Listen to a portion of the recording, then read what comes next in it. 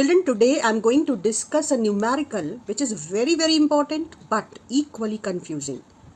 So, here we are going to discuss a numerical based on the concept in which capacitor is filled with dielectric in these two circuits.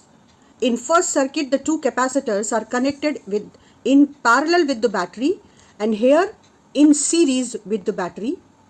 Here, the two capacitors are first charged fully by keeping S closed, and then S is opened. And now dielectric is inserted in both the capacitors, and you need to find new charge, new potential difference, and new energy stored in the capacitors. In this question, it is series connection. First, the two capacitors are fully charged, and after that, only in one capacitor C2, dielectric is inserted, and you need to know the new charge, potential difference and energy stored. So it is going to be very interesting. तुम्हें करना क्या है बेटा कि तुमको बहुत ध्यान से लॉजिक को समझना है और सीक्वेंस कि हमें इसको कैसे सोचना शुरू करना है, वो सीक्वेंस बहुत ध्यान से सुननी है. सबसे पहले इस क्वेश्चन को देखो. Two identical capacitors are charged with a battery of potential difference V volt. इसको A और इसको B से रिप्रेजेंट करेंगे. दोनों कैपेसिटर्स आइडेंटिकल हैं, इनकी कैपेसिटेंस है C.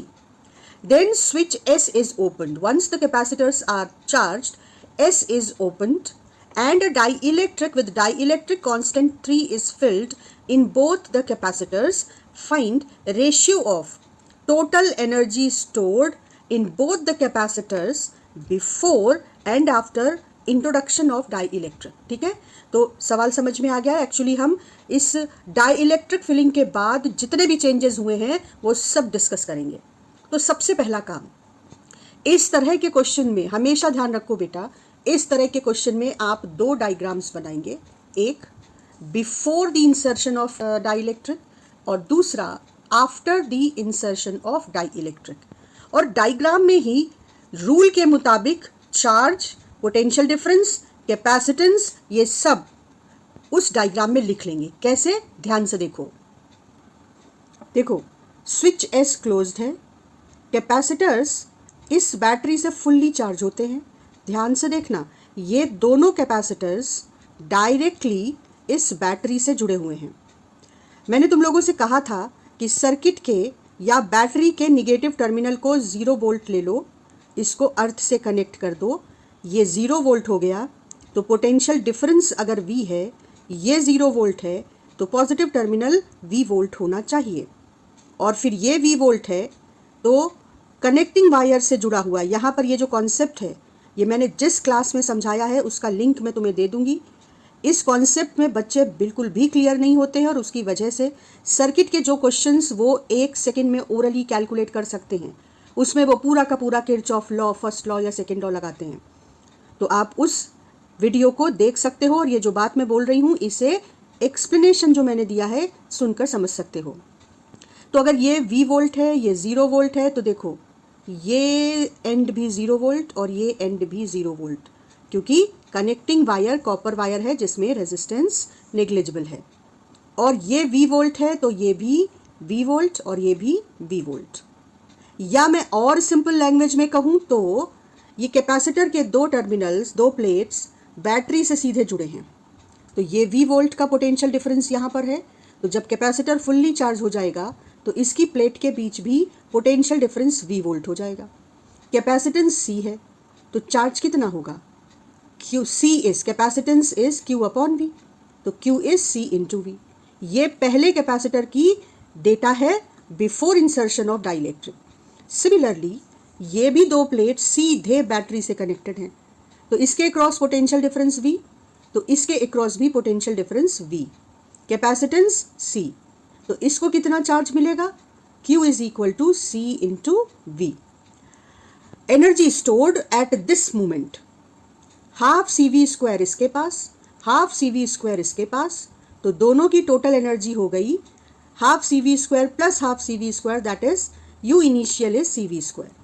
हमने सबसे पहले बिफोर इंसर्शन सारे डेटा लिख लिए और इनिशियल एनर्जी कैलकुलेट कर ली। अब डाइलेक्ट्रिक को इंसर्ट करके डायग्राम को सेकेंड टाइम बनाना है।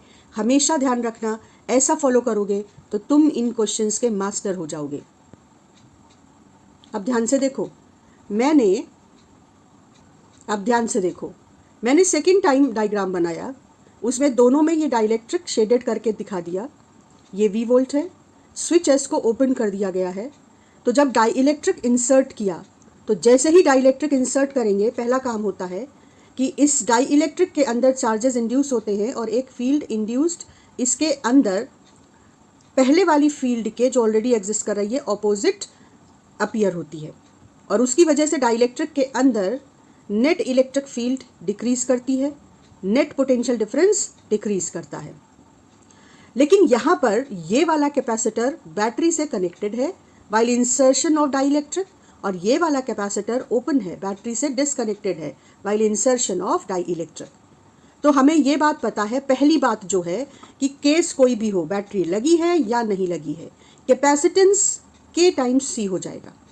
तो हमने यहाँ पर न्यू कैपेसिटेंस इसका भी 3C लिख दिया क्योंकि K की वैल्यू 3 थी, और इसका भी 3C लिख दिया। ये काम सबसे पहले कर दो। उसके बाद देखो, जो बैटरी से कनेक्टेड कैपेसिटर है उसका पोटेंशियल डिफरेंस बदलेगा नहीं, और जो बैटरी से कनेक्टेड नहीं है उसका पोटेंशियल डिफरेंस घटकर V न्यू हो जाएगा, और V new is simply V by K, that is V by 3। तो ये दोनों बातें हमने यहाँ पर लिख दी। तो पहले कैपेसिटेंस लिख देंगे, फिर पोटेंशियल डिफरेंस देख कर लिख देंगे क्या केस है, और उसके बाद चार्ज क्या होता है, C इंटू V। तो कैपेसिटेंस क्या है 3C अब, और पोटेंशियल डिफरेंस क्या है V। तो इस प्लेट पे, इसकी पॉजिटिव प्लेट पे जो चार्ज आया वो इतना, यहाँ देखो Q is C into V।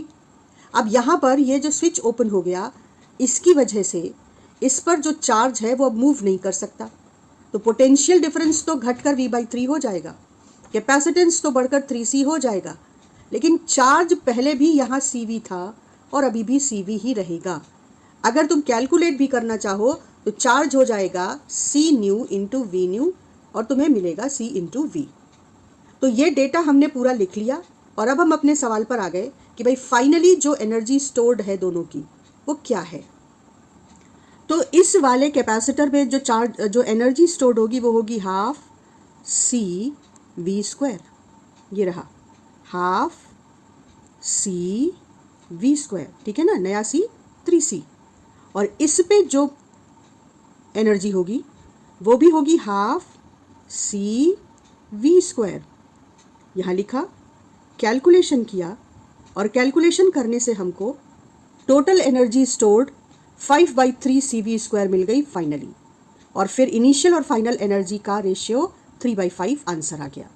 तो ये रहा जब कैपेसिटर्स पैरेलल में कनेक्टेड थे और चार्ज करने के बाद उनके बीच डाई इलेक्ट्रिक फिल किया गया, और उसमें एक बैटरी से कनेक्टेड है उस प्रोसेस में और दूसरा डिसकनेक्टेड। अब दूसरा सवाल देखते हैं, वो मैंने इस सॉल्यूशन के पैरेलल में साइड में पूरा दिखाया है, जिससे तुम दोनों को साइड बाय साइड स्टडी करो, एनालाइज करो, और तुम्हारा ये कॉन्सेप्ट बिल्कुल क्लियर हो जाए। Now check the second question. Two identical capacitors are charged with a battery of voltage V and they are in series. Then a dielectric is slipped in capacitor C2. What will be new charge, new capacitance and new potential difference and energy stored in the two capacitors? तो अब यहाँ पर हमारे सोचने का जो logic है वो चेंज हो जाएगा according to series connection rules. तो मैंने क्या कहा है, हम दो डायग्राम बनाएंगे, एक before the dielectric introduction and second when dielectric is inserted, और जो भी लॉजिक और रूल के हिसाब से CV और चार्ज होगा वो डायग्राम में ही लिख देंगे। तो देखो यहाँ पर पहला रूल क्या है कि सीरीज में कैपेसिटर्स पर चार्ज सेम होगा, जैसे पैरेलल में कैपेसिटर्स का पोटेंशियल डिफरेंस सेम रहता था। तो अब सबसे पहले हमें ये पता करना है कि इन दोनों पे चार्ज कितना है, और वो जानने के लिए हमेशा ध्यान रखना एक ही रूल, पहले इक्विवेलेंट कैपेसिटेंस निकालो, इन दोनों का इक्विवेलेंट ये सीरीज में है C/2 हो जाएगा, क्योंकि 1/C equivalent will be 1/C1 + 1/C2, calculate करके देख सकते हो। तो हमने C equivalent which is C/2 उस कैपेसिटर को इन दोनों की जगह रिप्लेस किया। तो अब देखो इस कैपेसिटर के अक्रॉस पोटेंशियल डिफरेंस V और इसका जो कैपेसिटेंस है वो C/2। तो बैटरी इनको कितना चार्ज सप्लाई करेगी? C into V, C/2 into V. तो क्योंकि कैपेसिटर में चार्ज सेम रहता है तो इस पर भी CV/2 और इस पर भी CV/2। इसके बाद इसका कैपेसिटेंस है C, इसका चार्ज है CV/2, तो इसके अक्रॉस जो पोटेंशियल डिफरेंस होगा वो Q/C से निकाल लेंगे। तो देखो V1 आ गया V/2, V2 आ गया Q/C यानी V/2, Q यहाँ पर CV/2।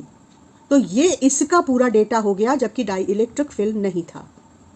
ये तो मैंने तुमको कैलकुलेट करके दिखा दिया, लेकिन वैसे ये आइडेंटिकल कैपेसिटर्स थे, तो जो V वोल्ट का पोटेंशियल डिफरेंस है वो इनमें इक्वली शेयर हो जाएगा, जबकि चार्ज सेम रहेगा। तो इस तरीके से हम सीधे सीधे कह सकते थे कि V का आधा V/2 इसे और V/2 इसे मिल जाएगा। और एनर्जी स्टोर्ड हाफ CV² यानी हाफ C इंटू V/2² इसकी, हाफ C इंटू V/2² इसकी। तो इन दोनों को आप जोड़कर इनिशियल पोटेंशियल एनर्जी दोनों में निकाल सकते हो, इलास्टिक पोटेंशियल एनर्जी।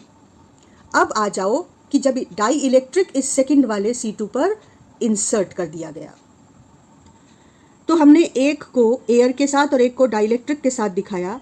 इसका पोटेंशियल डिफरेंस V था, इसका कैपेसिटेंस तो C ही रहा, लेकिन इसका कैपेसिटेंस, हमेशा ध्यान रखो कैपेसिटेंस डाई इलेक्ट्रिक फिल करते ही K टाइम्स C हो जाएगा, तो वो हमने यहाँ पे लिख दिया। ठीक, अब इस पर चार्ज होगा C इंटू V1 क्यों V1 कहा हमने?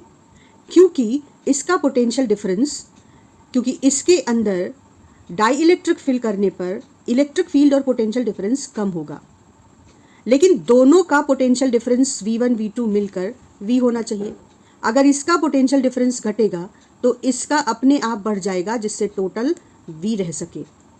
तो बहरहाल चार्ज इस पर बदल जाएगा, क्योंकि जब हम डाई इलेक्ट्रिक इंसर्ट करेंगे इसके अंदर इलेक्ट्रिक फील्ड और इस वजह से पोटेंशियल डिफरेंस कम होगा, तो इसके पोटेंशियल डिफरेंस को मेंटेन करने के लिए बैटरी इसको चार्ज देगी। तो सीरीज में होने की वजह से दोनों को वो चार्ज इक्वली शेयर हो जाएगा, इक्वली मिलेगा। तो ध्यान रखो कि चार्ज चेंज हुआ और सीरीज में है तो दोनों पर सेम चार्ज Q न्यू। ठीक, तो कैपेसिटेंस इसका बदल गया, चार्ज इसका बदल गया और पोटेंशियल डिफरेंस भी दोनों का चेंज हो गया इस केस में। तो इसको V1 कर दिया, इसको V2 कर दिया। अब देखो यहाँ पर हमको C और C न्यू ये दोनों पता है और हमें नया चार्ज पता करना है। नया चार्ज पता हो जाए तो पोटेंशियल डिफरेंस Q/C करके निकाल लेंगे। तो हमेशा ध्यान रखो, जब कैपेसिटेंस सीरीज में होंगे और चार्ज कितना मिला ये जानना है, तो आपके पास एक ही रास्ता है, पहले C इक्विवेलेंट निकालो। C इक्विवेलेंट, क्योंकि 1/C equivalent is equal to 1/C1 plus 1/C2। तो अगर डायरेक्टली मैं लिखूं तो C equivalent dash is C1 C2 upon C1 plus C2। इसको सॉल्व किया तो हमें इक्विवेलेंट कैपेसिटेंस की वैल्यू मिल गई। तो अब हम इन दोनों की जगह सिंगल कैपेसिटर इस कैपेसिटेंस का वो यहाँ लगा देंगे। अब हमें कैपेसिटेंस पता है इतना और पोटेंशियल डिफरेंस इतना, तो चार्ज कितना बैटरी सप्लाई करेगा Q is C into V, यानी C equivalent dash into V। जब ये वैल्यू हम रखेंगे तो हमको नया चार्ज ये मिलेगा। अब चार्ज दोनों पर इतना हो गया, तो इस पर जो पोटेंशियल डिफरेंस आएगा वो नया चार्ज डिवाइडेड बाई वही पुराना कैपेसिटेंस, यानी इतना। इसका पोटेंशियल डिफरेंस आएगा नया चार्ज डिवाइडेड बाई नया कैपेसिटेंस, यानी इतना। तो इस केस में चार्ज भी बदल गया, पोटेंशियल डिफरेंस भी बदल गया और इसलिए हाफ CV² भी बदल गया। तो चार्ज कोई पूछे तो हम रेडी हैं चार्ज के साथ, दोनों पर पोटेंशियल डिफरेंस कोई पूछे तो हम उसके लिए भी रेडी हैं। और अगर एनर्जी पूछे तो फर्स्ट वाले कैपेसिटर पर एनर्जी हाफ CV1 वैल्यू रखो तो ये, दूसरे वाले पर हाफ CV2 स्क्वायर, और वैल्यू रख के हम इसको फाइनली कैलकुलेट कर सकते हैं। अगर हमको 1 मार्क क्वेश्चन का आंसर देना हो और हमसे पूछा जाए कि बताओ चार्ज का क्या होगा, उन्होंने कैलकुलेट करने को नहीं कहा, सिर्फ बढ़ेगा या घटेगा ये पूछा। पोटेंशियल डिफरेंस का क्या होगा, बढ़ेगा या घटेगा। कैपेसिटेंस का क्या होगा, बढ़ेगा या घटेगा। तो देखो सिंपल लॉजिक, जैसे ही डाइलेक्ट्रिक फिल करेंगे इसकी इलेक्ट्रिक फील्ड और पोटेंशियल डिफरेंस घटने की कोशिश करेगा। बैटरी इसके पोटेंशियल डिफरेंस को मेंटेन करने के लिए चार्ज सप्लाई करेगा, तो इसके अक्रॉस चार्ज बढ़ जाएगा, और क्योंकि ये दोनों सीरीज में है तो वो सेम चार्ज इसके अक्रॉस भी बढ़ जाएगा। तो चार्ज का क्या हुआ इस केस में, दोनों में इक्वली बढ़ गया। इसके बाद कैपेसिटेंस इसका सेम रहेगा और इसका बढ़ जाएगा। इसके बाद अगर तुम V देखो तो Q बढ़ गया और C सेम रहा, तो न्यूमरेटर बढ़ गया, डिनोमिनेटर सेम रहा, पोटेंशियल डिफरेंस बढ़ जाएगा। यहाँ देखो Q भी बदला है, C भी बदला है, लेकिन इसके क्रॉस पोटेंशियल डिफरेंस बढ़ा है, पर दोनों के across potential difference V1 dash plus V2 dash, ये सम तो V के बराबर ही होगा ना, इससे ज़्यादा तो नहीं हो सकता। तो अगर ये बढ़ा है तो ऑटोमेटिकली इसे घटना पड़ेगा, तभी ये दोनों मिलकर V हो सकेंगे। तो पोटेंशियल डिफरेंस जिसमें डाई इलेक्ट्रिक फिल किया है उसका घटेगा, और जो डाई इलेक्ट्रिक नहीं फिल किया हुआ है उसका बढ़ेगा। चार्ज दोनों का बढ़ेगा, कैपेसिटेंस इसका बढ़ेगा, पोटेंशियल डिफरेंस इसका घट जाएगा, इसका कैपेसिटेंस सेम रहेगा, इसका पोटेंशियल डिफरेंस बढ़ जाएगा। तो लॉजिक को, इस पूरे सॉल्यूशन के लॉजिक को तुम्हें बहुत ध्यान से पहले सुनना है, और फिर वीडियो पॉज करके डायग्राम 2 बार बनाओ, बिफोर इंसर्शन और आफ्टर इंसर्शन, और खुद को फिर से एक्सप्लेन करो। जहाँ पर तुमको फिर से लगे कि यहाँ मैं फंस रहा हूँ या फंस रही हूँ, फिर से लॉजिक पर आओ और देखो कि कहाँ पर क्या चीज़ तुमको अभी भी कंफ्यूज कर रही है। इस पर तुमको मेहनत करनी पड़ेगी, पर एक बार अगर ये पूरा कॉन्सेप्ट क्लियर हो गया तो बहुत सारे न्यूमेरिकल्स में तुमको गेम की तरह न्यूमेरिकल लगेगा, बिल्कुल भी स्ट्रेस नहीं होगा इस तरह के न्यूमेरिकल्स को देखकर। That I can assure you. Next class में हम लोग फिर से एक बार खास तरह के मुश्किल सवालों को, जो बहुत पूछे जाते हैं कैपेसिटेंस के, उन सवालों को मैं तुम्हें आसान करके समझाऊंगी। जितने भी कैपेसिटेंस के टॉपिक्स हैं, डेरिवेशंस, पूरा प्लेलिस्ट कैपेसिटेंस का, इन सारे नोट्स की, हैंड रिटन नोट्स की PDF फाइल मेरे टेलीग्राम चैनल पे है, उसका लिंक, सब ज़रूरी चीज़ें डिस्क्रिप्शन बॉक्स में दे दूंगी। आप अपने टॉपिक को बस अपनी मेहनत से तैयार करिए।